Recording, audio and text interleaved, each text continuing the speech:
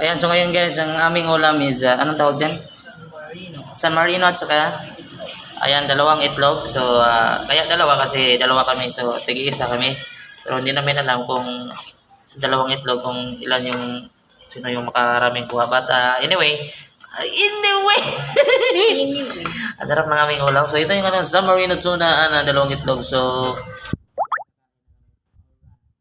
ang dami namin kain, no? So, kita niyo, ang dami namin kain. Ang dami namin kanin kasi gutom kami ba? Gutom, promise. So, meron din kami plato. Dalawa din yan kasi dalawa mo kami. Meron akong kasama, siyempre. Kita ko yung view sa labas. Ito yung view namin. Dito kami kasi sa aming pwesto ba? Pwesto. Yan.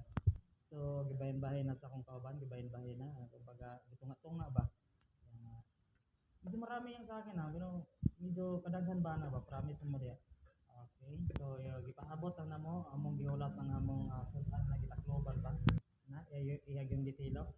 Asa niya, so may nakalagay, keep this area clean. So, iyag yun ang hinluan kay sayang ang keep this area clean, di ba? Ayan, so luto na. Sus, napakalami.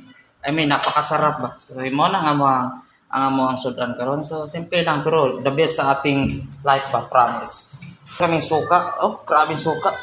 Siguro napaka-halang ba, napakahalang. Ito kami nalagyan ng suka, di ba? So iyan ang gibubuan. So para tuslaw ba, tuslaw. Kalo mo kasi tuslaw ba, tuslaw. So yang ibutang ano kaning ambot kung sa to.